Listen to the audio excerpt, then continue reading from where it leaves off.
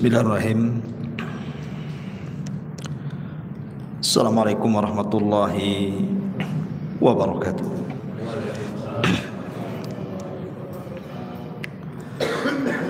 Alhamdulillah wassalatu wassalamu ala Rasulillah wa ala alihi wa sahbihi wa mawalah wa la hawla wa la quwwata illa billahi wa ba'd.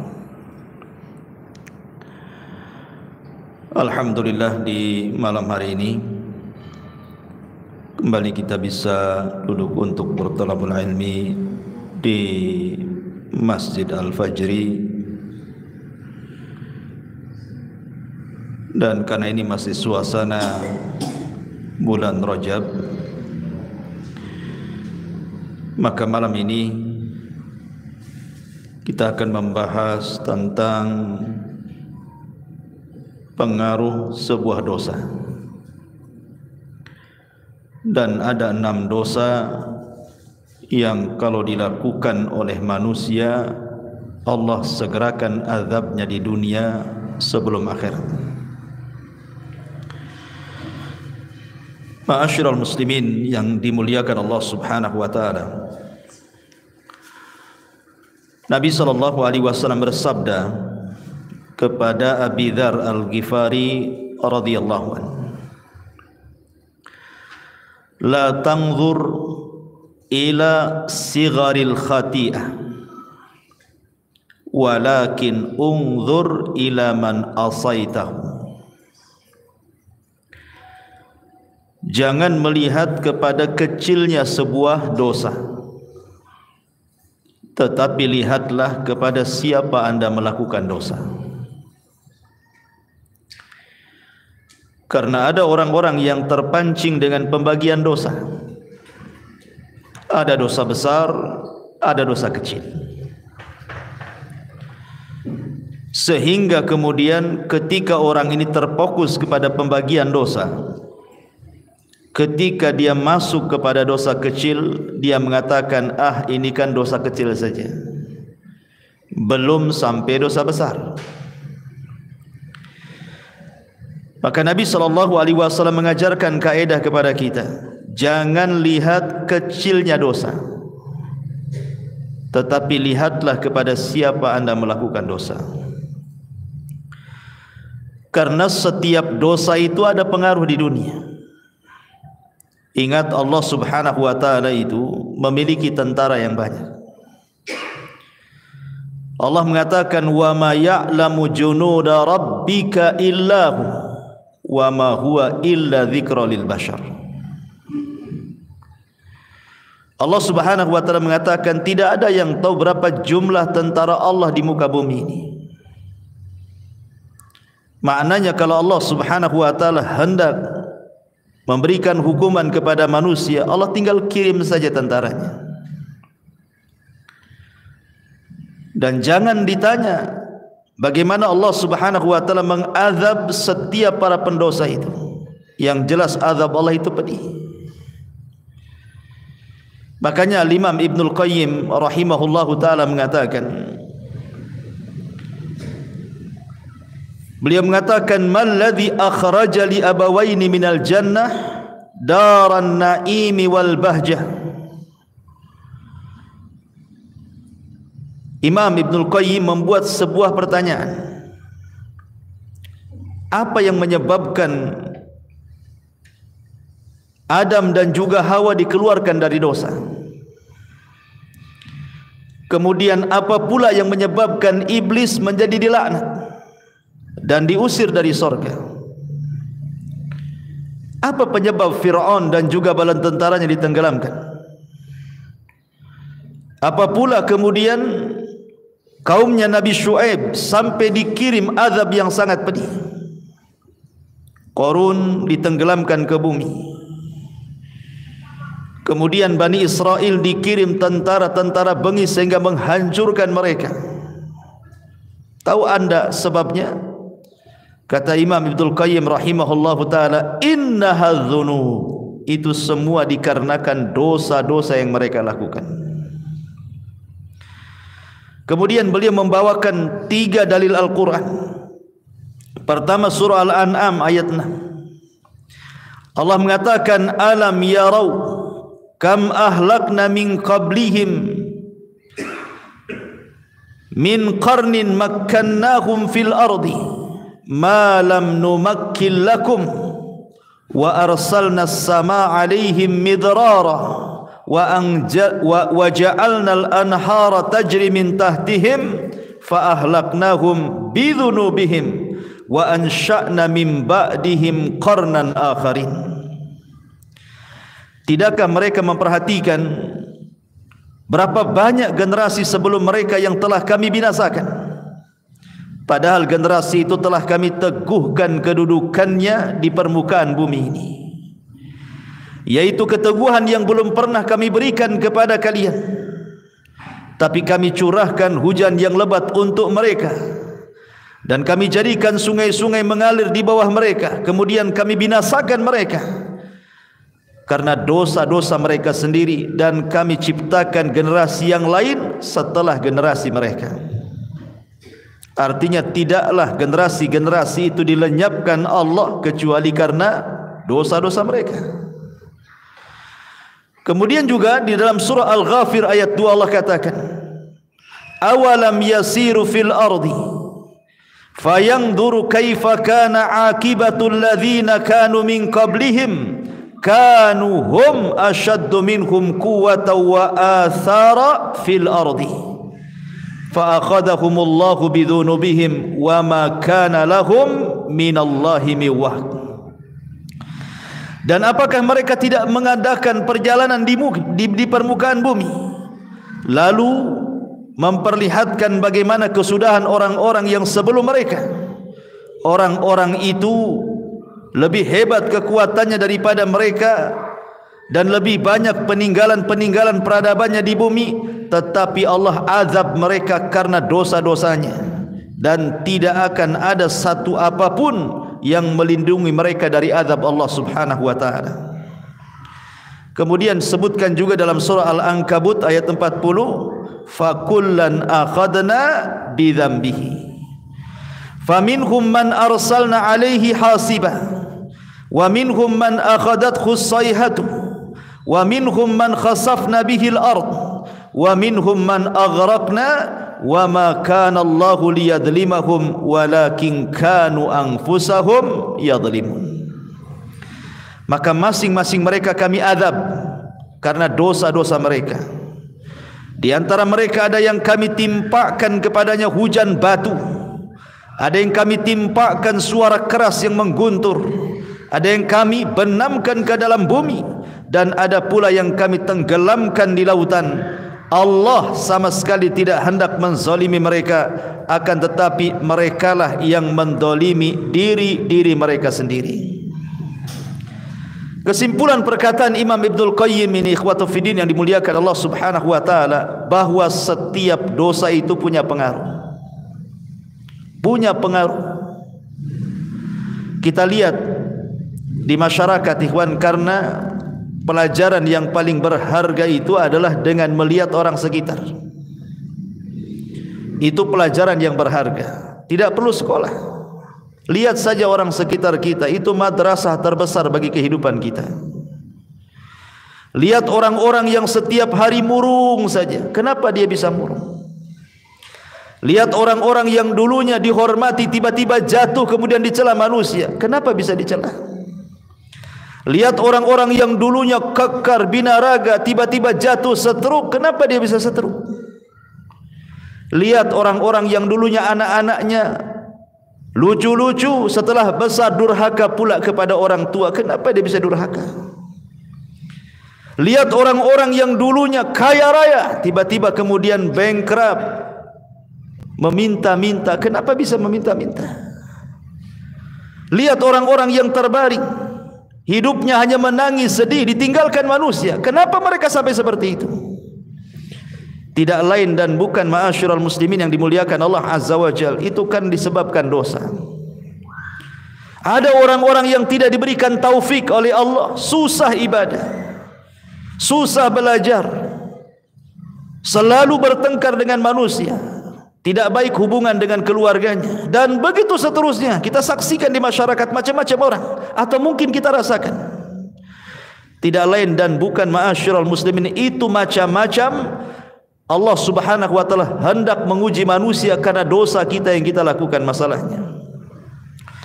Dan ma'asyiral muslimin yang dimuliakan Allah azza wa jal, setiap dosa itu al-jaza min jinsil amal.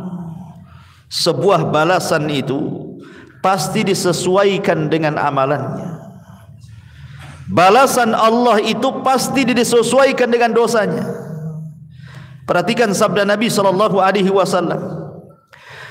Ketika Nabi sallallahu alaihi wasallam mengumpulkan muhajirin, kemudian Nabi sallallahu alaihi wasallam mengatakan, "Sun idza tulitum bihinna wa a'udzu billahi an tudrikuhun."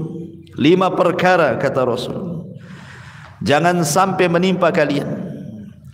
Kalau sampai menimpa kalian, aku berlindung kepada Allah, jangan sampai menimpa kalian. Yang pertama kata Rasul, lam tazharil fahisha fi qaumin qat hatta yu'linu biha illa fasha fihi mutta'un wal auja allati lam takun madat fi aslafihim alladhina madaw. Tidaklah sebuah fahisyah, perzinahan, homoseksual, LGBT dan yang semacamnya menyebar, dan itu sudah terang-terangan, sudah tidak sembunyi-sembunyi lagi, kecuali akan disebar kepada mereka penyakit taun dan penyakit-penyakit yang belum pernah terjadi di zaman Nabi.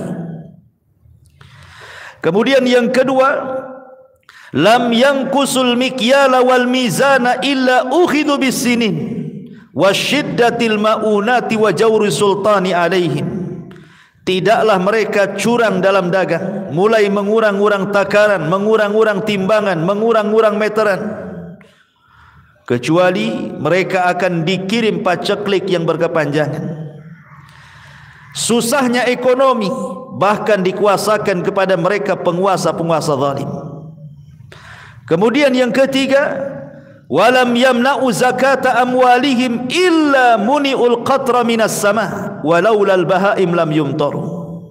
Tidaklah mereka bakhil, tidak mau mengeluarkan zakat-zakat mereka, kecuali Allah tahan hujan dari langit. Kalaupun turun hujan, itu hanya untuk binatang-binatang ternak, tapi tidak menyuburkan bagi manusia. Kemudian yang keempat, walam yanqudu ahdallah wa ahda rasulihi illa sallatallahu alaihim aduwan min ghairihim fa ukhidu ba'da ma fi aidihim. Tidaklah mereka mulai membatalkan perjanjian dengan Allah dan dengan Rasulnya, artinya tidak taat dengan perintah Allah dan Rasulnya, kecuali akan dikuasakan kepada mereka musuh dari luar, kemudian mengambil sebagian harta kalian. Dan yang terakhir, wa man lam tahkum a'immatuhum bi kitabillah wa yatakhayyaruna mimma anzalallah illa ja'alallahu ba'sahum bainahum. Dan tidaklah para pemimpin-pemimpin kaum muslimin menegakkan kitab Allah, dan mereka memilih di luar daripada apa yang diturunkan Allah, kecuali Allah akan retakkan mereka, Allah akan buat mereka berselisih. Inilah 5 dosa yang kata Imam Ibnul Qayyim rahimahullahu ta'ala, perhatikan, al-jaza min jinsil amal. Balasan itu disesuaikan dengan dosa yang diamalkannya. Yang pertama, ketika Allah subhanahu wa ta'ala menimpakan berbagai macam penyakit taun dan yang semacamnya kepada orang-orang yang mereka terang-terangan melakukan zina, melakukan homoseksual, LGBT atau yang lainnya, kenapa Allah timpakan dengan berbagai macam penyakit? Kata beliau, fadhuhurul fawahish, adapun tampaknya fahisyah, maksudnya perbuatan zina dan yang semacamnya itu, kemudian ditimpakan penyakit-penyakit iqaban yukafi maladzatiha. Maka ketika orang melakukan zina kemudian dikirim penyakit, maka itu sesuai dengan kelezatan maksiat yang dirasakannya. Ketika dia melakukan maksiat, dia merasakan lezat dengan maksiatnya. Dia tidak merasa bahwa itu perbuatan dosa.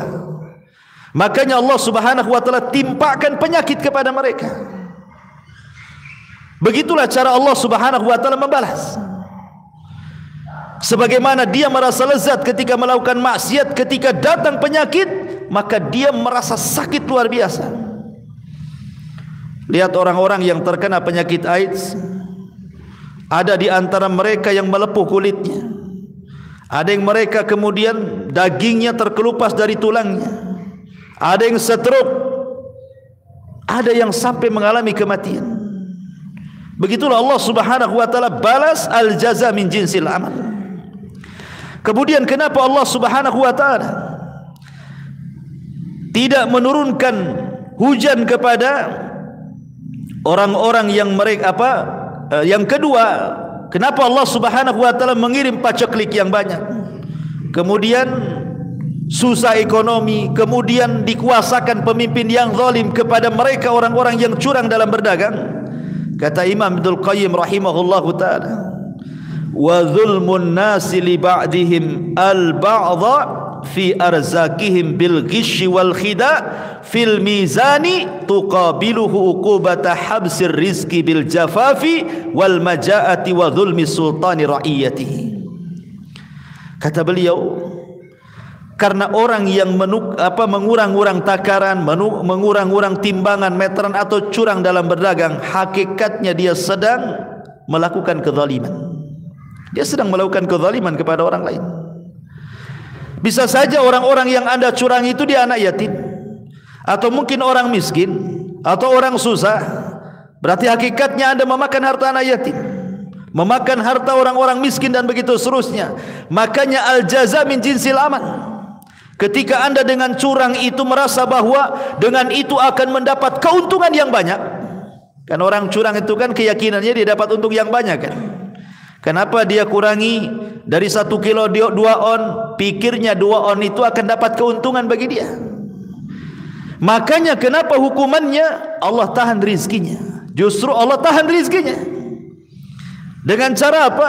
Dikirim paceklik, walaupun hujan gak ada berkah.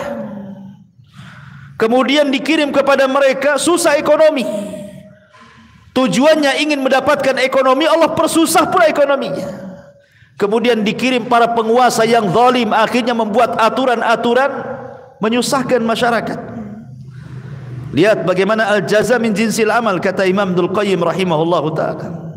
Begitu juga wa man'un nasi li zakatihim, dan orang yang mencegah manusia untuk mengeluarkan zakatnya. Yu'aqibun nas alaihi bi uqubati min jinsihi min jinsi dzambihi. Kata Imam Ibnul Qayyim juga, maka Allah Subhanahu wa taala memberikan balasan sesuai dengan jenis dosanya. Ketika dia menahan zakat, Allah tahan juga hujan. Ketika mereka menahan, Allah tahan juga. Ketika mereka melepaskan zakat, Allah lepaskan hujannya. Kalaupun seandainya ada hujan itu bukan untuk kita, tetapi untuk binatang ternak saja. Kalau bukan karena binatang ternak, mungkin langit tidak akan hujan lagi. Adapun yang keempat, ketika Nabi SAW mengatakan, ketika mereka mulai memudarkan perjanjian Allah dengan Rasulnya, mulai mereka membantah Al-Quran dan Sunnah, tidak mau mengikuti perintah, menjauhi larangan, dan juga malah kemudian melakukan larangan, malah tidak menikmati yang dihalalkan, malah menikmati yang diharamkan. Maka kata Imam Ibnul Qayyim rahimahullahu ta'ala, maka mereka pun diberikan iqab sesuai dengan jenis dosanya. Apa jenis dosanya? Dikirim kepada mereka musuh dari luar. Karena kekuatan kaum muslimin itu, kalau mereka berpegang dengan Al-Quran dan Sunnah, ikhwan.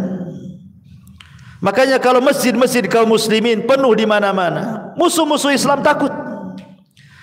Ketika anak-anak kaum muslimin sudah mereka kembali kepada Al-Quran, menghafal Al-Quran, kembali kepada hadis, menghafal hadis dan mempelajarinya, musuh-musuh Allah takut.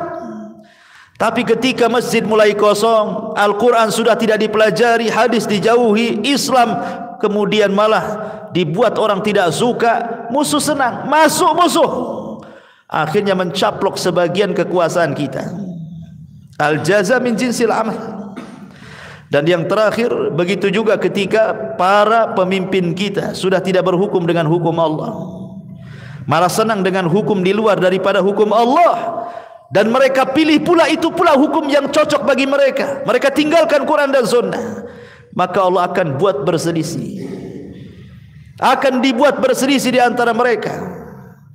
Dan itu sudah terjadi negeri kita kan, perselisihan antara kelompok ini dan kelompok itu, rebutan kekuasaan, sikut sana, sikut sini, ya kan? Sogok sana, sogok sini, celah sana, celah sini, bayar buzzer sana, bayar buzzer situ, kan itu ya. Akhirnya ribut negara. Ma'asyiral muslimin yang dimuliakan Allah Subhanahu wa taala. Dari sini menunjukkan bahwa apapun dosanya, baik umum seperti hadis ini, tetap ada pengaruhnya, apalagi khusus. Inilah yang kita akan bahas, dosa-dosa khusus, di mana Nabi SAW mengatakan ada 6 dosa yang kalau kita lakukan, maka Allah akan azab kita di dunia sebelum akhirat. Dan azab di dunia bukan menjadi kafarah bagi akhirat. Di akhirat tetap diazab, di dunia juga diazab. Subhanallah. Ma'asyiral muslimin yang dimuliakan Allah Azza wa Jalla, apa dosa yang disegerakan di dunia sebelum akhirat itu? Disebutkan dalam hadis Nabi sallallahu alaihi wasallam, yang pertama, Imam Abi Dawud, Tirmidzi, Ibnu Majah meriwayatkan sebuah hadis dari jalur Abi Bakrah radhiyallahu anhu. Nabi sallallahu alaihi wasallam bersabda, "Ma min dzambin ajdaru an yu'ajjilallahu li sahibihi al-'uqubata fid dunya ma'a ma yaddakhiruhu lahu fil akhirati mithlul baghi wa qati'atir rahim." Dari Abi Bakrah radhiyallahu anhu, Nabi SAW bersabda, tidak ada satu dosa yang lebih pantas untuk disegerakan kepada pelakunya hukuman di dunia sebelum hukuman di akhirat, melainkan al-baghi wa qati'atir rahim. Pertama al-baghi, yang kedua qati'atur rahim. Hadis ini disahihkan oleh Syekh Nasiruddin Al-Albani rahimahullahu taala fi Sahih Abi Dawud. Jadi yang pertama al-baghi. Apa al-baghi? Al-baghi itu artinya az-zulmu, kezaliman. Kezaliman ini ikhwatu fillah muliakan Allah Subhanahu wa taala, sangat dibenci oleh Allah Subhanahu wa taala. Makanya Allah Subhanahu wa taala berfirman dalam hadis qudsi, apa firman-Nya? Inni haramtu zulma ala nafsi wa ja'altuhu muharraman bainakum fala tadhalamu. Kuharamkan kezaliman kepada diriku dan kuharamkan kezaliman pula bagi kalian. Ma'asyiral muslimin yang dimuliakan Allah Azza wa Jalla, saya akan sebutkan beberapa kisah menunjukkan bahwa zalim itu akan ada hukuman di dunia sebelum akhirat. Ingat ketika saya menceritakan kepada antum tentang kisah Hajjaj ibn Yusuf al-Thaqafi. Hajjaj ibn Yusuf al-Thaqafi, seorang jenderal hafal Quran tetapi bengis. Berapa banyak jiwa para sahabat, para tabi'in dibantai dia. Jadi suatu ketika dia melakukan penyerangan dan menaklukkan Mekah dan Madinah, ada seorang hamba yang saleh namanya Sa'id ibn Zubair radhiyallahu anhu. Sa'id ibn Zubair radhiyallahu anhu. Sa'id ibn Zubair disiksa oleh Hajjaj ibn Yusuf sampai akhirnya kemudian dia dirantai mulai dari leher, tangan dan kaki, sampai dia mengatakan kepada Hajjaj, ya Hajjaj, kalau engkau hendak membunuhku silahkan, tapi tolong sekarang waktu sholat, aku ingin sholat. Kemudian kata Hajjaj ibn Yusuf ini, ya adu Allah, wahai musuh Allah, Engkau tinggal solat saja, mau kuarahkan ke kiblat mana? Baik kuarahkan kau ke kiblatnya orang-orang Nasrani katanya. Subhanallah, Hajjaj zalim. Ya. Maka Sa'id ibn Zubair mengatakan terserah. Karena Allah Subhanahu wa taala mengatakan fa aina ma tuwallu fa thamma wajhullah. Kemanapun aku mengarah di sana ada wajah Allah. Akhirnya kemudian sebelum dibunuh oleh Hajjaj di pantai ini, Sa'id ibn Zubair ini berdoa kepada Allah Subhanahu wa taala dan mengatakan, ya Rabb, jangan engkau kuasakan kezaliman Hajjaj setelah aku, cukuplah aku yang terakhir. Maka setelah Sa'id ibn Zubair dibunuh secara zalim oleh Hajjaj ibn Yusuf ini, 40 hari setelahnya Hajjaj selalu bermimpi, dalam mimpinya berjumpa dengan Sa'id ibn Zubair.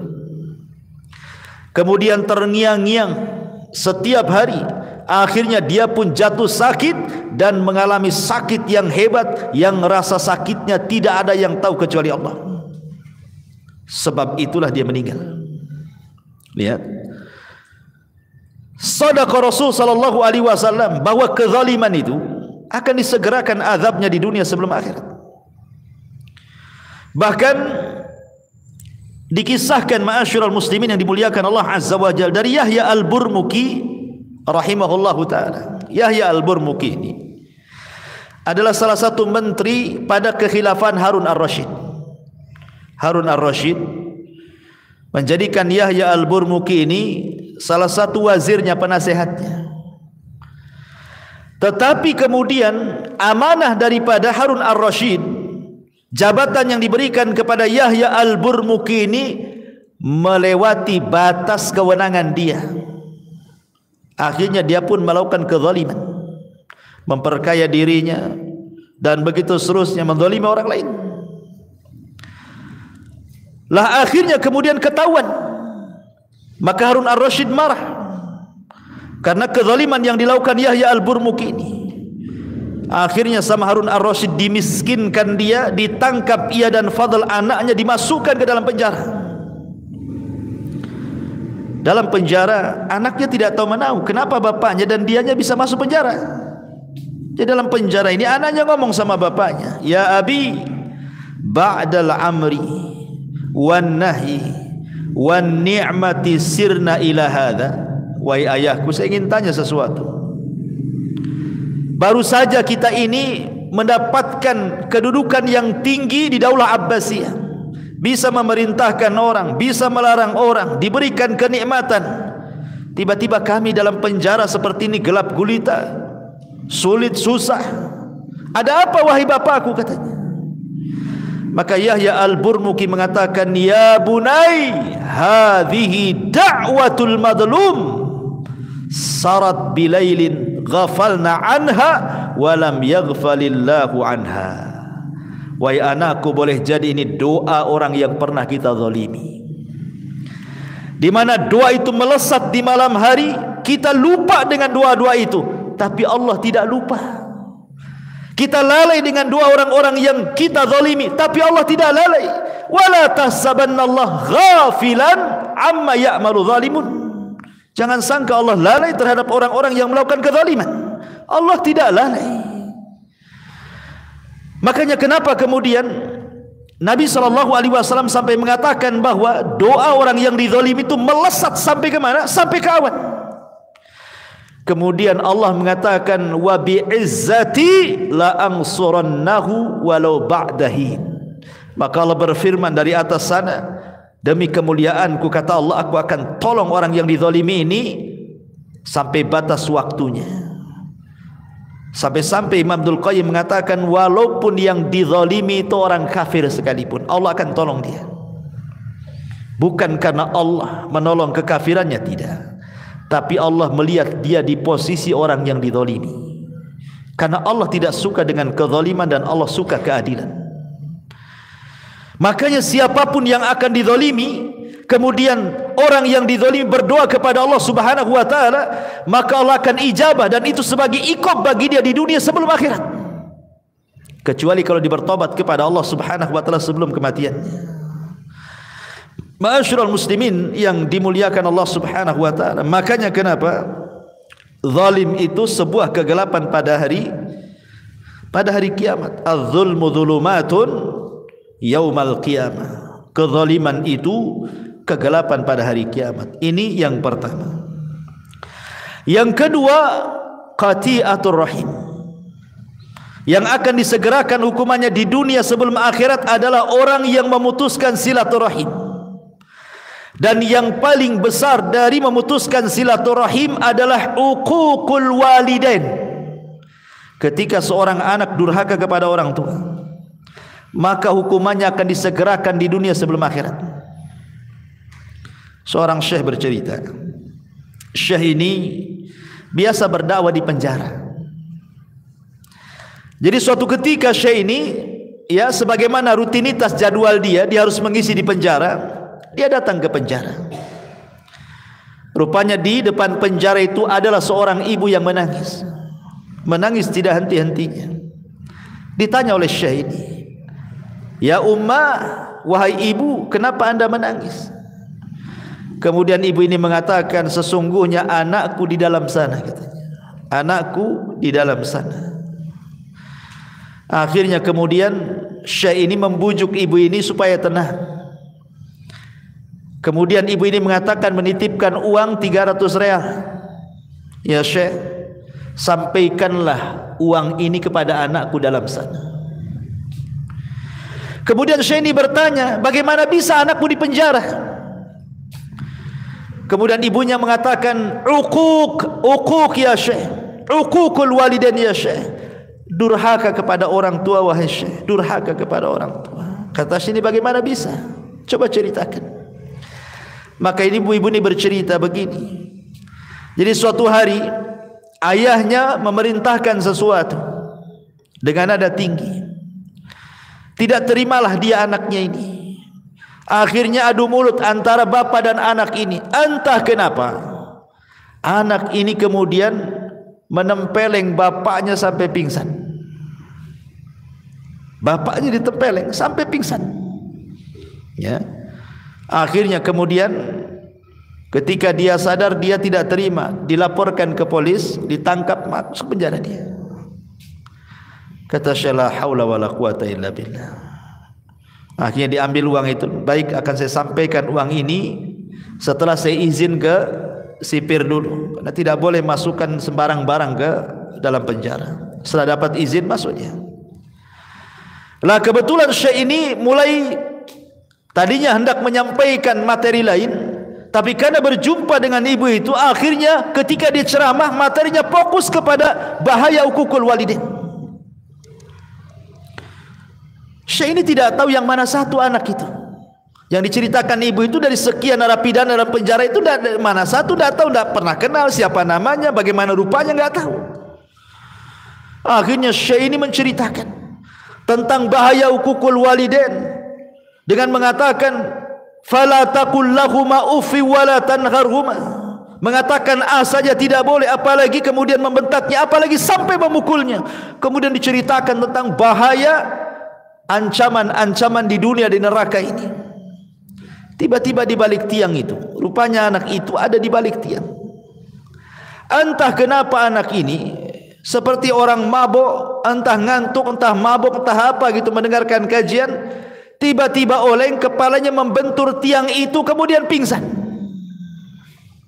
Al-jaza min jinsil amal. Sebagaimana dia menampar bapaknya pingsan, dia kejeduk tiang, dia pingsan juga. Allah kasih cash di dunia. Ya. Setelah kemudian syekh ini melihat ada apa itu, siapa yang pingsan itu, ditanya-tanya, rupanya anak daripada ibu tadi. La haula wala quwata illa billah. Bahkan seorang syekh bercerita, ikhwan, ada orang yang sudah tua, ibunya ini sudah tua, usianya hampir 90 tahun. Allah berikan usia panjang ibu ini. Anaknya pun sudah tua, anaknya 50 lebih. Mungkin ibu ini menikah muda, jadi hampir 90 tahun usianya. Anaknya pula ya 50 tahun lebih lah, laki-laki. Sama-sama sudah tua kan itu bahasanya ya. Ibunya tua sekali, anaknya pun sudah tua di atas 50. Tetapi kemudian ibu dan anak ini selalu bercanggah, berselisih, sampai tidak ada salam, tidak ada kalam, tidak mau berjumpa, musuhan. Anaknya benci sama ibunya. Akhirnya kemudian ibu ini, namanya orang tua, ikhwata fiddin, sejahat apapun anak, namanya orang tua itu pasti ada waktu redanya, pasti akan kembali sayangnya. Bagaimanapun itu kan darah daging dia. Jadi ibu ini datang kepada seorang syekh dan mengatakan, ya syekh, bisa enggak kau damaikan aku dengan anakku, katanya. Bisa enggak kau damaikan aku dengan dia? Harusnya kan anak yang berdamai dengan orang tuanya kan. Ini terbalik pula. Ibunya datang kepada syekh, ya syekh, tolong damaikan aku dengan anakku, katanya. Kata syekh, baik, karena ini sebuah pekerjaan yang bagus, dipuji oleh Allah Subhanahu wa taala. La khaira fi katsiri min najwahum illa man amara bi shadaqatin aw ma'rufin aw islahin bainan nas. Tidaklah kebanyakan ucapan manusia di atas kebaikan kecuali orang memerintahkan kepada kebaikan, memerintahkan sedekah dan mengislah di antara orang yang bertikai. Kata syekh, baik, kita datangi anak. Dibawalah orang tua ini oleh syekh ini ke rumah anaknya, ya. Kemudian diketuk pintunya. Ketika anak ini melihat ibunya langsung emosi, tidak terima. Kemudian syekh berusaha untuk menenangkan anak itu. Kemudian syekh masuk ke dalam rumah, ibunya menunggu di luar, diceramai sama syekh itu, jangan, kamu jangan seperti itu ibumu, mintalah kau maaf kepada dia. Tapi kemudian dia mengeluarkan kata-kata yang sampai keluar kata-kata itu didengar ibunya. Ibunya sakit hati, ya. Dia tujuannya baik, mau berdamai, tiba-tiba malah dicela, dicaci, dimaki, sakit hatinya, dirobek hatinya. Akhirnya kekeh anak itu tidak mau minta maaf sama orang tuanya. Maka sebelum pulang, entah kenapa ibunya terlontar kalimat, ya Rabb, kama akhraqani, sebagaimana dia telah membakar hatiku, menjadi panas hatiku, menjadi hancur hatiku, katanya, maka bakarlah hatinya, katanya. Kemudian kata ibunya, ya syekh, pulang kita, katanya. Pulang, ya. Baru sehari dua hari, entah kenapa kemudian anak itu mengalami sakit di dadanya, panas luar biasa, ya, panas. Sampai dia datang ke tabib. Tabib pun bingung, itu penyakit apa tuh? Kok bisa panas gitu ya dalamnya tuh, kayak terbakar gitu hatinya. Sampai dokter angkat tangan tidak bisa, ini nggak tahu penyakit apa ini, katanya. Akhirnya dia cobalah baru sadar, jangan-jangan kemudian ini kesalahan dia dengan ibunya. Dia coba datang kepada syekh tadi. Kemudian mengatakan, ya syekh, pernahkah ibuku mengatakan sesuatu tentang aku, katanya. Saya tidak tahu. Kalau begitu kau minta maaflah sama orang tuamu. Ma'asyiral muslimin yang dimuliakan Allah Azza wa Jalla, dari dua kisah ini saja kita mengetahui bahwa al-jaza min jinsil amal. Jadi ada balasan-balasan orang-orang yang mutus silaturahim, durhaka kepada orang tua itu, Allah akan balas di dunia sebelum akhirat. Lihat ceritanya Jurez. Jurez ini durhaka kepada orang tua itu hanya gara-gara dipanggil tak mau datang. Bukan lagi tidur, bukan lagi kerja, tidak, lagi sholat. Jurez kan lagi sholat. Masalahnya kan dia sholat sunnah, harusnya dia batalkan karena panggilan ibu wajib. Sholat sunnah itu sunnah saja kan, secara hukum ilmunya adalah batalkan sholat sunnah, ikut panggilan orang tua, itu yang benar. Tapi Jurez orang jahil tapi ahli ibadah. Dia berpikir bahwa hak Allah didahulukan dibandingkan hak orang tua, diteruskan pula sholatnya. Ketika ibunya memanggil sekali, tidak kunjung juga datang. Besoknya gitu lagi dipanggil, dia sedang sholat, dipanggil tidak kunjung datang. Sampai 3 kali, 3 hari berturut-turut dipanggil pula tak mau datang. Ibunya kan tidak tahu Jurez ini sedang apa. Akhirnya ibunya berdoa kepada Allah, ya Rabb, kalau Jurez seperti ini kepada aku, katanya, dia fokuskan ibadah yang tidak mempedulikan ibunya sendiri, jangan kau wafatkan ya Rabb si Jurez sampai kau kirimkan pelacur untuk memfitnah dia, katanya. Subhanallah. Ketika doa ibu ini merasa dizalimi kan itu. berdoa. Akhirnya betul, tiba-tiba kemudian ada orang yang tidak suka dengan Jurayj. Dia sewa pelacur, kemudian dikatakan kau goda Jurayj itu sampai berzina. Akhirnya dia pun menggoda, tapi Jurayj tidak juga tergoda. Akhirnya kemudian disiasati. Di situ ada penggembala kambing, berzinalah wanita itu dengan penggembala kambing, akhirnya hamil. Kemudian dituduhkanlah anak ini anak Jurayj. Setelah lahir, kemudian dikatakan ini anaknya Jurayj katanya. Maka Bani Israel marah, dipukuli Jurayj, dirobohkan tempat ibadahnya. Kemudian tapi Jurayj sebelum hampir saja mau dibunuh, dia mengatakan aku tidak bersalah. Kemarikan bayi itu katanya. Kemarikan bayi itu. Ketika bayinya dihadapkan, kemudian ditusuklah lambungnya dan mengatakan man abuk, siapa sebenarnya bapakmu itu. Tentu tidak sengaja kan, Jurayj ini hanya mengatakan seperti itu, tapi ini karamah, memang Jurayj enggak salah. Tiba-tiba anak ini dibuat bicara oleh Allah, abi ra'il ghanam, bapakku pengembala kambing katanya. Baru sadar Bani Israel. Tapi apa yang jadi syahid kisah ini? Doa orang tua menjadi sebuah kenyataan kan. Allah Subhanahu wa taala kirim Bani Israel menghancurkan dia, memukuli dia, tempat ibadah dihancurkan, walaupun kemudian kembali dibangun kan gitu. Dari sini menunjukkan qati'atur rahim adalah dosa yang disegerakan. Jadi yang pertama zalim, yang kedua memutus silaturahim. Hati-hati. Kalau anda seorang mudir di perusahaan, jangan pernah zalim kepada bawahan.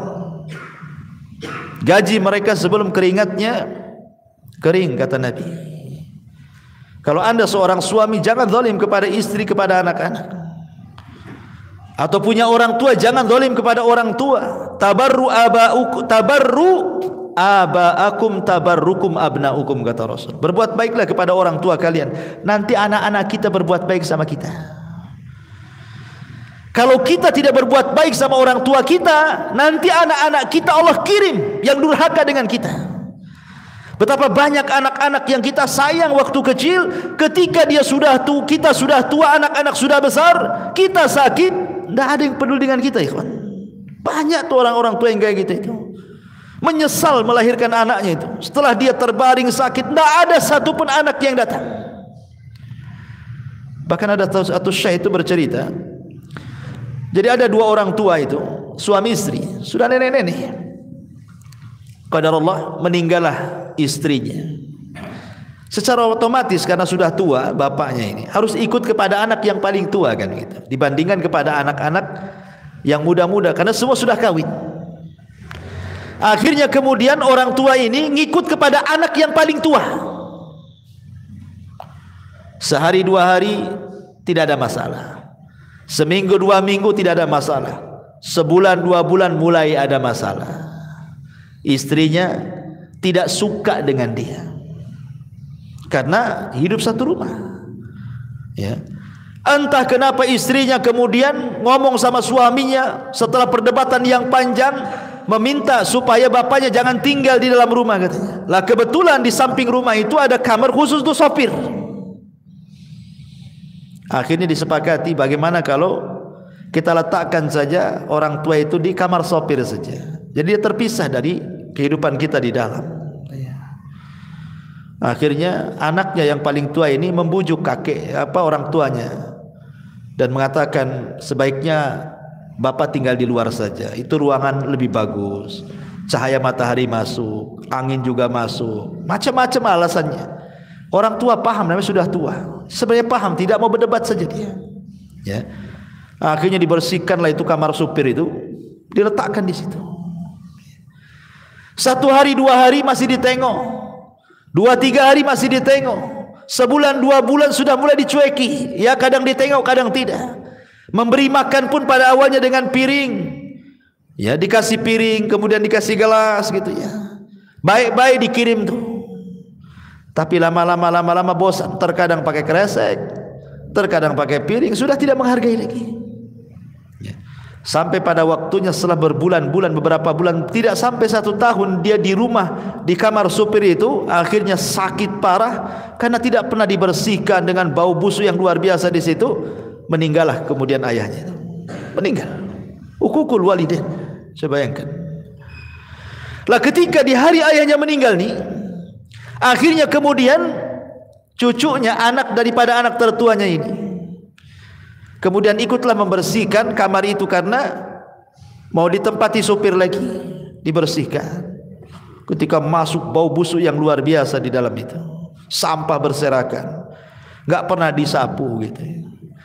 Lah anaknya ini kan punya anak, artinya cucu daripada si kakeknya yang meninggal tuh, masih kecil, ya sekitar 8 atau 7 tahunan. Masuklah ke kolong ranjang itu, tempat kakeknya tidur itu. Rupanya di situ ada piring dan gelas. Kemudian diambillah piring dan gelas itu, tiba-tiba dipeluknya. Kemudian ayahnya mengatakan, nak lempar nak, itu piring kakekmu itu, dia sudah meninggal, sudah nggak ada gunanya, kotor nak katanya. Tapi anak ini tidak mau melepaskan. Entah kenapa, mungkin Allah buat dia bicara dan mengatakan, tidak, aku ingin jadikan gelas dan piring ini untuk menyuapi engkau wahai ayahku jika engkau sakit, tidak sebagaimana kakek yang kau tidak pernah suapi dia, katanya. Subhanallah. Diingatkan sama anaknya yang umur 7 tahun. Bagaimana dia bisa ngomong begitu kalau Allah tidak bicara? Coba, Allah yang buat bicara anak itu ngomong begitu. Kadang anak-anak segitu kan polos ngomongnya. Dari situ dia menyesal, dipeluknya kasurnya, menyesal saat jadi-jadinya. Apa menunggu orang tua kita meninggal baru kita menyesal berbuat baik, ikhwan? Ya, ma'asyiral muslimin yang dimuliakan Allah Azza wa Jalla. Ini yang kedua. Yang ketiga, kata Nabi sallallahu alaihi wasallam, adalah al-khiyanatu wal kadhib. Dan yang keempat, yang ketiga dan keempat, yang ketiga al-khiyanat, dan yang keempat al-kadhib. Dan itu berdasarkan hadis yang dikeluarkan al-Imam At-Tabrani. Ma min dzambin ajdar an yu'ajjilallahu ta'ala li sahibihi al-'uqubah fid dunya ma'a ma yaddakhiruhu lahu fil akhirah min qati'atir rahimi wal khiyanati wal kadhibi. Tidak ada dosa yang lebih patut untuk dipercepat siksaannya oleh Allah terhadap pelakunya di dunia sebelum di akhirat, kecuali orang-orang yang memutus silaturahim, berkhianat dan berdusta. Berkhianat dan berdusta. Ma'asyiral muslimin yang dimuliakan Allah Subhanahu wa taala, bicara tentang khianat. Khianat ini gambarannya umum, ikhwan. Berkhianat itu kan umum. Ya, dikasih harta, berkhianat dengan harta, tidak amanah dengan harta, dibelanjakan pula di jalan syaitan. Diberikan jabatan, tidak amanah dengan jabatannya, berbuat zalim kepada bawahan, berbuat zalim kepada rakyat, dan begitu seterusnya. Berkhianat. Ya. Makanya kenapa Nabi SAW menjadikan khianat itu adalah tanda-tanda dekatnya kiamat. Kata Nabi SAW, la taqumus sa'ah hatta yadhhar al-fushu wat-tafakhushu wa qati'atur rahimi wa su'ul mujawarati wa hatta yu'tamanul kha'in wa yukhawwanul amin. Tidak akan terjadi hari kiamat sehingga muncul perkataan keji, kebiasaan berkata keji, memutuskan kerabat, keburukan bertetangga, dan sehingga orang-orang khianat diberikan amanah, sedangkan orang-orang yang amanah dianggap berkhianat.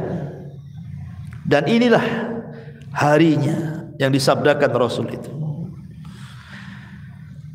Di hari ini orang yang jujur itu langka, ikhwan. Susah cari orang jujur itu, karena memang aturan yang membuat kita tidak jujur, kan? Buat KTP nembak, buat SIM nembak, buat vaksin nih, kartu vaksin nembak.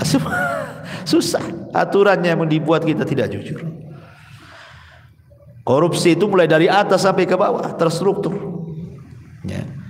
Orang itu susah cari, makanya jangan di zaman sekarang, di zaman Umar radhiyallahu anhu, itu di zaman sahabat loh.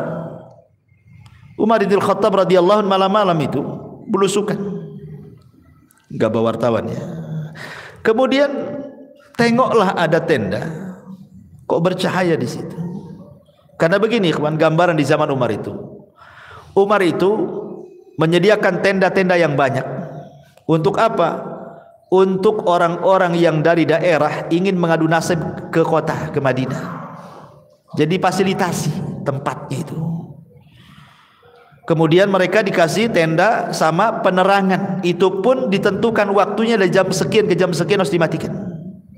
Dari pemerintah. Begitulah Umar radhiyallahu an memfasilitasi rakyatnya. Jadi orang-orang dari daerah kayak kita di sinilah umpamanya kan, ingin mengadu nasib ke Jakarta, ke ibu kota. Jadi mungkin di ibu kota itu sama pemerintah sudah disediakan apartemen-apartemen gratis gitu ya. Kan enak tuh kalau punya pemimpin kayak Umar itu ya. Ya entah kapan lagi lah Umar itu ada kan itu. Nggak ada lagi Umar, nanti nunggu Imam Mahdi mungkin ya. Jadi Umar radhiyallahu an ini malam-malam nampak kok ada tenda yang belum dimatikan, harusnya mati jam segini. Ini penerangan pemerintah. Akhirnya mendekati tenda itu adalah percakapan wanita tua dengan anak gadisnya. Umar coba mendengarkan percakapan keduanya itu. Jadi ibunya ini ngomong sama anaknya, "Nak, bagaimana kalau kita besok jualan air susu ini kita campur dengan air mineral supaya banyak untungnya?" Begitulah curang dalam dagang itu modusnya kurang lebih sejak zaman Umar sampai sekarang, main campur-campur kan. Ya kan? Pemanya jual jeruk bilangnya beras tagi, ya taunya beras busuk kan itu.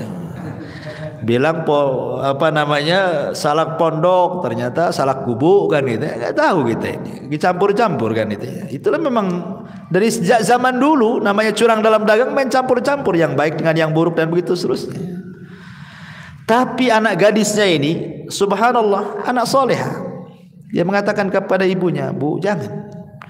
Umar bin Khattab Amirul Mukminin membuat aturan dalam jual beli tidak boleh curang." Kata ibunya, "Nak, Umar tidak tahu."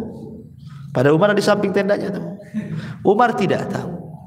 Tapi anak gadisnya sekali lagi mengingatkan kepada ibunya, "Bu, walaupun Umar tidak tahu, tapi Umar punya Rabb, punya Tuhan, dan Tuhannya Umar juga Tuhan kita. Tuhannya Umar tahu." Ya. Akhirnya sadar ibunya. Umar bergegas pulang, kumpulkan anak laki-lakinya semua, Ibnu Umar, Qasim ibn Umar, anak laki-lakinya banyak. Kata Umar bin Khattab, "Siapa yang siap nikah di antara kalian?" "Siapa?" katanya. "Tuh ada bibit unggul tuh sana," katanya. Rupanya Qasim ibn Umar mengatakan, "Saya wahai abi, besok ikut saya." Dilamarkan gadis dalam tenda tuh. Orang susah dinikahkan dengan orang nomor satu, anak orang nomor satu, Khalifah Amirul Mukminin. Karena di zaman itu yang dilihat agama, bukan dilihat harta. Bukan kayak zaman sekarang kan gitu. Walaupun hafal Quran, nggak ada kerjaan buat apa? Emang saya makan ayat katanya. Bagus sama dokter jelas katanya gajinya bulanan. Ya, ini hafal Quran gojek lagi nggak jelas hasilnya katanya. Zaman sekarang kan gitu ya. Kalau zaman dulu kan tidak. Ya. Zaman dulu itu ilmu luar biasa dihargai kan, apalagi kejujuran. Makanya Qasim ibn Umar menikahlah dengan wanita ini. Lahirlah seorang putri namanya Lailah. Dari Lailah inilah lahir tokoh fenomenal sepanjang sejarah, Umar bin Abdul Aziz. 2 tahun 5 bulan berkuasa, nggak ada orang miskin di zamannya. Dialah penegak keadilan sampai orang menyangka itulah Al-Mahdi yang dikatakan Nabi. Ya. Masyarul muslimin yang dimuliakan Allah Subhanahu wa taala. Tapi syahidnya dalam kisah Umar bin Khattab bagaimana Amirul Mukminin menghargai kejujuran. Menghargai kejujuran. Kalau di zaman sekarang ada orang jujur di tengah-tengah para pengkhianat, sebentar aja ikut pengkhianat dia. Kalau tidak jadi pengkhianat, dimusuhi oleh para pengkhianat. Gimana caranya disingkirkan kan begitu? Ma'asyiral muslimin yang dimuliakan Allah Azza wa Jalla. Makanya kemudian khianat ini bahaya dan banyak jenisnya. Berkhianat ini. Makanya kenapa Nabi SAW sampai mengatakan para pengkhianat ini akan disegerakan hukumannya di dunia sebelum akhirat. Karena bahaya para pengkhianat, bisa menghancurkan negara. Ingat runtuhnya Baghdad di tangan Tatar, orang-orang Mongol, sampai akhirnya dibantai, mulai dari anak kecil, wanita, dewasa, habis dibantai satu kota Baghdad sama orang-orang Tatar itu. Siapa yang berkhianat? Orang Syiah. Orang Syiah membocorkan rahasia, berkhianat dengan orang-orang Tatar, akhirnya menghancurkan Baghdad. Khianat ini bisa menghancurkan negara, ya kawan. Ulama dibantai, kitab-kitab dibakar tuh. Pengkhianatan orang Syiah tuh. Ibnu Qumi, ya. Ma'asyiral muslimin yang dimuliakan Allah Subhanahu wa taala. Kemudian dan gambaran orang khianat ini macam-macam, mulai dari negara sampai ke masalah rumah tangga. Ya, menceritakan seorang suami menceritakan tentang keburukan istrinya, atau istri menceritakan keburukan suaminya. Ini kan berkhianat namanya, ya, kan ada tuh yang seperti itu, ya. Kemudian juga yang keempat yang disegerakan hukumannya adalah al-kadzib, dusta. Dan dusta ini disebutkan dalam hadis Nabi SAW, yahdi ilal fujur, mengarah kepada fujur, keburukan. Wal fujuru yahdi ilan nar, dan keburukan itu mengarah ke neraka. Dan ingat, biasanya orang yang suka berdusta itu tidak akan tenang hidupnya, tidak akan tenang. Lihat orang-orang yang punya hutang tak bayar, setiap ditagih ngeles, nggak akan tenang hidupnya. Makanya orang-orang yang punya hutang itu, kata Nabi, malam jadi kepikiran, hilang pula menghilang. Kalau malam jadi kepikiran, siang menghilang. Umumnya orang punya hutang itu gitu. Malamnya pusing, siangnya hilang. Karena takut dicari orang siangnya, ya kan? Ngilang dia, nanti datang malam, gak bisa tidur. Itulah sudah ukubah dia, itu sudah dirasakan dia tuh. Kenapa? Karena biasanya orang-orang seperti ini suka dusta. Suka dusta orang seperti ini. Ma'asyiral muslimin, dan gambaran dusta ini terlampau luas, ya, macam-macam dusta ini kan. Ya, dusta kepada Allah, dusta kepada Rasul, dusta kepada manusia, dusta dalam dagang, dusta dalam pekerjaan, macam-macam dusta ini kan. Tapi yang jelas bahwa seorang muslim tidak mungkin berdusta. Ketika Rasul mengatakan, Rasul ditanya, Rasul, mungkinkah seorang muslim itu penakut? Mungkin. Karena orang jihad itu tidak semua berani. Mungkin seorang mukmin itu penakut. Mungkinkah seorang mukmin itu bakhil? Mungkin, kata Rasul. Karena kecintaan kepada harta akhirnya dia bakhil. Kemudian mungkinkah seorang muslim itu pendusta? Kata Rasul, tidak. Tidak ada seorang muslim itu pendusta. Seorang muslim boleh pengecut, seorang muslim boleh bakhil, tapi seorang muslim tidak mungkin berdusta, kata Nabi. Karena dusta itu bukan akhlak seorang muslim. Ya, makanya kenapa kemudian ini pun hukumannya disegerakan sebelum di akhirat. Hati-hati, jangan suka berdusta. Kemudian yang nomor 5 adalah mahabbatu isya'atil fahisha, suka menyebarkan habar-habar buruk. Allah Subhanahu wa taala mengatakan dalam surah Nur ayat 19, innalladzina yuhibbuna an tasyi'al fahishata fil ladzina amanu lahum adzabun alimun fid dunya wal akhirah wallahu ya'lamu wa antum la ta'lamun. Sesungguhnya orang-orang yang suka tersebar keburukan di tengah-tengah orang yang beriman, bagi mereka azab yang pedih di dunia dan juga di akhirat. Di dunia dapat azab, di akhirat dapat azab, dan Allah mengetahui dan kalian tidak tahu. Dan ini penyakit yang sekarang menyebar nih, yang kelima ini. Bayangkan, Al-Quran yang mengatakan baru cinta saja tersebarnya sebuah keburukan, itu sudah diadab di dunia. Apalagi dia yang menciptakan keburukan, dia pula yang menyebarkannya. Sekarang ada handphone di mana-mana. Terkadang-kadang kalau dia orang awam, tidak tahu apa-apa gitu kan, buat konten. Kontennya itu maksiat. Nah, umpamanya seorang perempuan joget-joget nampak aurat, habis itu di-share, ya kan? Di TikTok kok di apa supaya dapat pendukung, penonton, ya, subscribe, ya. Subhanallah, itu menyebarkan keburukan. Menyebarkan musik-musik yang enggak jelas, ya kan? atau menyebarkan berita. Ini tahun politik nih, hati-hati nih. Saling serang-serangan gak jelas, ya kan? Menjelekkan yang sana, yang ini menjelekkan yang sana gitu. Kemudian bazar-bazarnya ngikut komentar. Anta syi'al fahisyah. Hati-hati. Ya, ini tahun-tahun politik, hati-hati. Tahun-tahun politik itu banyak beristighfar lah, meminta kepada Allah supaya Allah memberikan pemimpin yang terbaik. Ya kan? Karena tahun-tahun politik ini antum akan melihat bagaimana fitnah-fitnah menyebar di medsos itu. Akan berseliweran tuh di YouTube antum itu. Entah berita-berita entah enggak jelas itu. Maka berlindunglah kepada Allah Azza wa Jalla. Jangan disukakan, oh senang, oh mantap nih karena saya milih yang ini. Ketika ini serang, oh mantap. Padahal dia enggak ikut, tapi kan senang kan? Senang saja diazab di dunia dan di akhirat kata Allah. Apalagi dia yang buat berita, dia yang wawancara di YouTube, dia pula yang menyebarkan dengan channelnya. Na'udzubillah. Jangan. Ya, jangan buat konten-konten fahisyah. Ya. Atau dia marah-marah di YouTube, kan ada tuh orang-orang marah itu kan, ngomong apa saja nggak jelas itu. Kadang-kadang keluar kata binatang disebar biar viral katanya. Anda bukan biar viral, Anda itu sedang mengundang azab Allah tuh. Ya. Makanya ma'asyiral muslimin ini juga diancam dalam Al-Qur'an surah Nur ayat 19. Dan yang terakhir, yang keenam adalah nifaq, kemunafikan. Allah Subhanahu wa taala berfirman di dalam Al-Qur'anul Karim, tepat pada ayat ke berapa? Ayat yang ke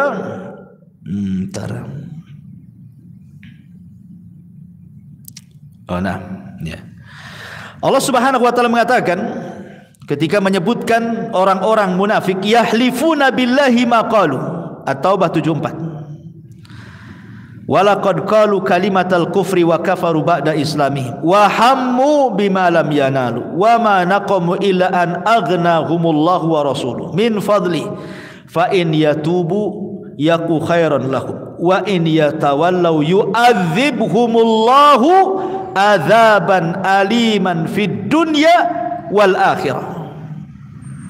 Orang-orang yang mereka bersumpah dengan nama Allah, apa yang mereka katakan, dan sungguh mereka telah mengatakan dengan kalimat kekufuran, dan mereka telah kufur setelah keislaman mereka. Maka di ujung ayat Allah mengatakan kalau mereka tobat itu lebih baik, tapi kalau tidak tobat bagi mereka azab di dunia dan di akhirat. Dan orang-orang munafik di zaman sekarang tersebar, ikhwan, masya Allah. Ada orang jahil mengomentari orang alim. Orang jahil bicara soal Islam. Kan banyak di sekarang nih. Entah ngomong apa tuh.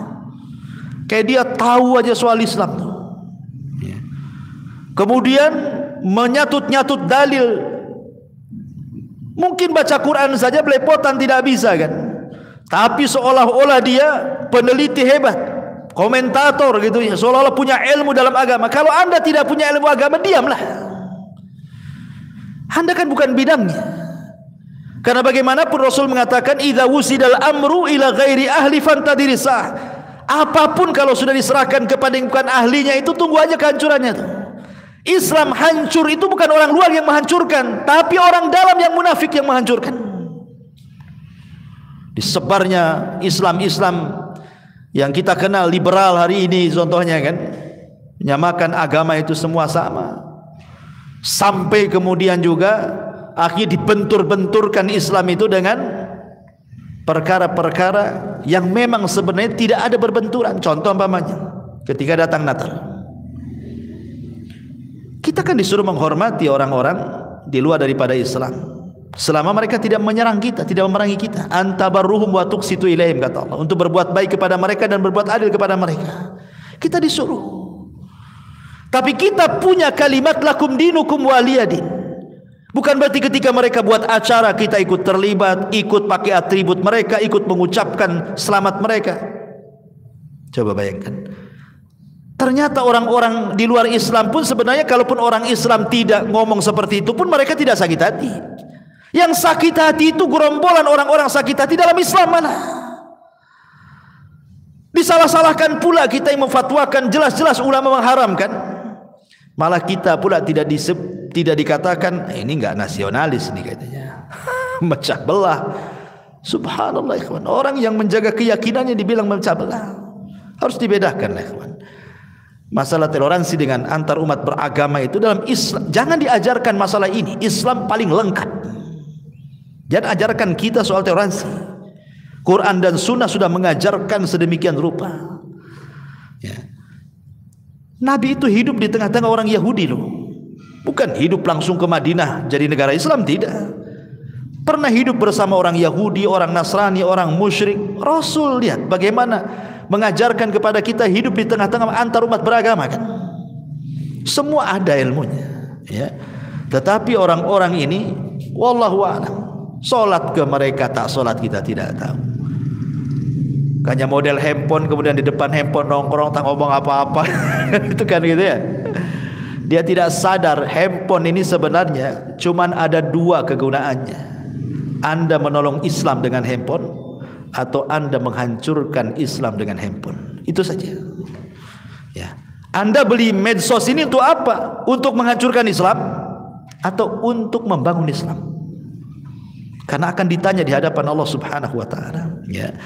Ma'asyiral muslimin yang dimuliakan Allah Subhanahu wa taala. Inilah di antara 6 dosa yang disegerakan oleh Allah Subhanahu wa taala azabnya di dunia sebelum akhirat, ya.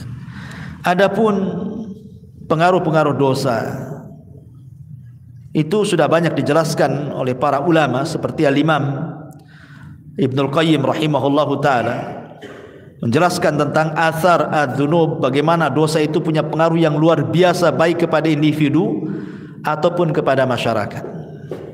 Lihat dalam sebuah kisah yang pernah saya kisahkan, kisah di zaman Bani Israel kan. Kisah Israiliyat sebenarnya. Ya, sebagai penyedap saja. Riwayatnya juga masih diteliti. Tapi ini masyhur, diletakkan di kitab-kitab tafsir. Jadi ketika Nabi Musa ini sedang mengalami paceklik hebat, tidak turun hujan.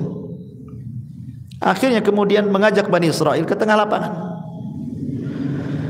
Musa itu kalimullah ikhwan, Nabi yang biasa berdialog dengan Allah. Setelah melaksanakan istisqa dengan Bani Israel, awan pula bukannya hitam malah makin putih. Enggak dikabulkan kan gitu ya. Harusnya minta hujan tuh awan hitam, turun hujan. Ini yang minta Nabi Musa, bukan orang biasa. Sehingga Nabi Musa berkata berdialog dengan, ya Rabb, kenapa kau tidak kabulkan permintaan kami dan Bani Israel? Allah mengatakan, ya Musa tidak bisa, karena di tengah-tengah umatmu ada satu orang, dia bermaksiat 40 tahun dan dia belum bertobat kepada Allah. Kalau engkau mau, keluarkan orang itu dari lapangan, usir dia. Kata Musa, siapa namanya? Oh, tidak bisa, saya tidak akan menyebut namanya. Kau tinggal berteriak saja di hadapan orang-orang. Maka Musa alaihi salatu wassalam langsung mengumpulkan Bani Israel mengatakan, man minkum, barang siapa di antara kalian ya'sillaha arba'ina sanatan fakhruj, bermaksiat kepada Allah 40 tahun, keluar dari sini katanya. Ya nggak ada yang keluar lah, nggak mungkin lah ngaku. Ya, orang sebanyak itu. Rupanya ada pula lah yang mungkin merasa dirinya, karena dia juga 40 tahun belum pernah bertobat. Karena malu dia, kemudian serbannya ditutup di kepalanya, dia menunduk dia. Kemudian dia mengatakan dalam hatinya, ya Rabb, apakah setelah 40 tahun kau tutup aibku, sekarang kau mau bongkar aibku? Tubtu ilaika ya Rabb, aku bertobat kepadamu hari ini ya Rabb. Ketika dia mengatakan aku bertobat, gelap langit, tiba-tiba hujan. Nabi Musa heran, ya Rabb, bukankah kau katakan tadi kau akan turunkan hujan bila orang itu keluar? Orang itu belum keluar, kenapa sudah kau turunkan hujan? Ya. Maka Allah mengatakan, ya Musa, orang itu sudah bertobat. Ya Rabb, kata Musa, siapa orang itu? Saya ingin tahu. Maka Allah mengatakan, ya Musa, ketika dia bermaksiat 40 tahun lah ku tutup aibnya. Sekarang dia sudah bertobat, ku bongkar aibnya. Enggak lah. Subhanallah. Syahidnya di sini apa? Satu orang maksiat, satu Bani Israel terkena imbasnya. Ya kan? Satu orang bermaksiat, satu negara kena imbasnya. Itulah pengaruh maksiat. Ya, apalagi kepada pribadi, hadis yang tadi saya jelaskan di awal gitu ya. Apalagi ini bulan Rajab. Sekali lagi saya ulangi pengajian pada minggu yang lalu, perkataan Qatadah ibn Di'amah rahimahullah taala, seorang ahli tafsir, bahwa kezaliman atau perbuatan dosa dilakukan di Ashhurul Hurum, salah satunya bulan Rajab, maka akan dilipat gandakan dosanya dibandingkan kalau antum melakukan dosa di bulan-bulan yang lainnya. Wallahu a'lam bishawab. Ini saja yang bisa saya sampaikan. Mudah-mudahan ada manfaatnya. Subhanakallahumma bihamdika asyhadu an la ilaha illa anta astaghfiruka wa atubu ilaik. Allahu ta'ala alam. Assalamualaikum warahmatullahi wabarakatuh.